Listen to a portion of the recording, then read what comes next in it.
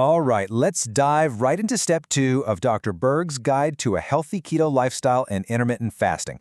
If you're ready to get past the basics and into a real, actionable plan for what to eat, and maybe more importantly, when to eat, then you are in exactly the right place. Let's get to it. So here's the game plan. First, we'll cover the foundation, combining keto and fasting.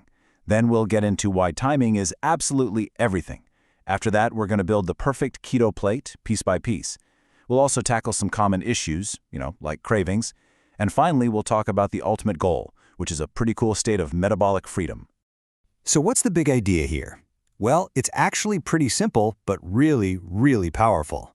We are combining a healthy ketogenic diet with intermittent fasting. The whole point is to flip a switch in your body and turn it into an efficient fat-burning machine. Okay, this might be the single most important rule of the entire plan, so listen up. Do not eat unless you are actually hungry. Why? Well, think about it. Eating when you're not hungry still causes insulin to spike, and that just slams the brakes on fat burning. And what's worse, it can make you hungry again just 90 minutes later. Now let's get into timing, because honestly with this plan, when you eat is just as crucial as what you eat. Getting this schedule right is what lays the foundation for maximizing your body's ability to burn fat. The whole strategy here is to ease into it. You're not going from 3 meals plus snacks to this overnight. You just start by pushing your first meal a little later each day. The end goal? To get comfortable eating just 2 meals a day inside a really short window. You've got to be patient here, because it can take a few days for your body to get on board. Ultimately, this schedule gets you to a 20-hour fast every single day. Now, I know that sounds like a lot, but this extended fasting period is where the real magic happens. It's what forces your body to stop burning the food you just ate and start tapping into your own stored body fat for energy. And those 2 meals we talked about, you're going to eat them within a tight 4-hour window. So, for example, you might have your first meal at noon and your second meal at 4 p.m. See? That's the structure that unlocks that powerful 20-hour fasting period. And this right here really shows the huge metabolic switch you're making. You're basically going from being a sugar burner, always needing the next meal, dealing with those awful energy crashes, to becoming a fat burner, running on clean, steady energy that keeps you feeling full and sharp for hours on end. It's a total game changer. Okay, so if you're only having 2 meals in a 4-hour window, you're probably wondering, what on earth do I eat? Let's break down exactly how to build those meals so you're getting everything your body needs. For that first meal of the day, we want to focus on 2 things: high-quality protein and lots of healthy fats. This combo is what's going to power you through your day and keep those hunger pangs away. So what does that look like? Well, it could be 2 to 4 pasture-raised eggs. They're just a nutritional powerhouse. Maybe add some avocado for those healthy fats and potassium, a bit of high-quality cheese, or even some nitrate-free bacon. A couple of tablespoons of a sugar-free nut butter works great too.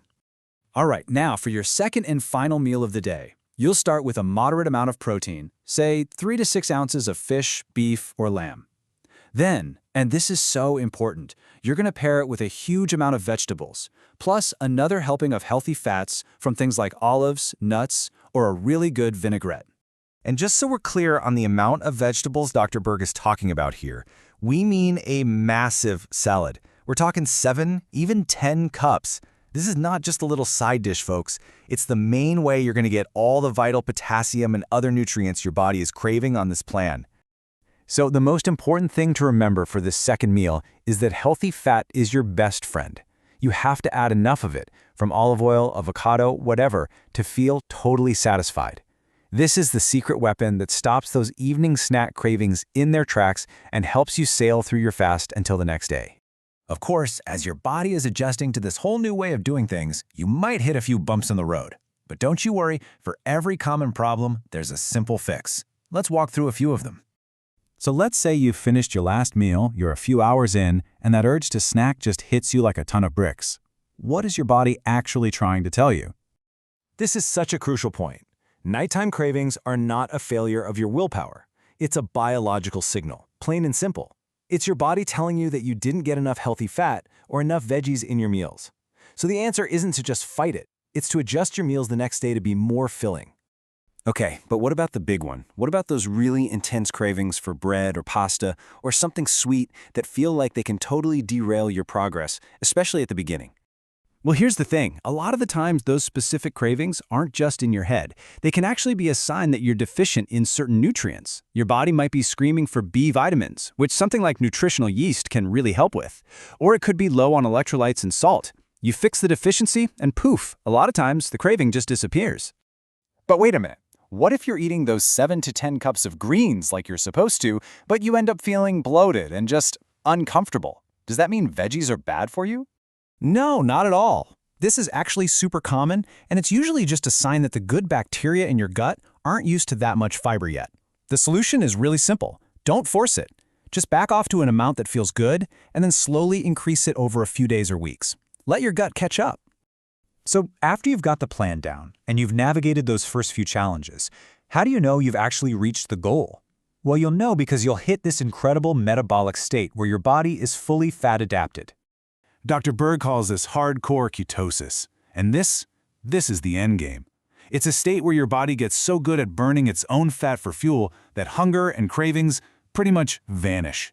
It's not that you're suppressing them, you're just not controlled by them anymore because you're running on this constant internal fuel source. So there you have it, the complete roadmap for what to eat and when to eat it. The only real question left is, are you ready to stop being a slave to hunger and finally start mastering your own metabolism? The next step is all yours.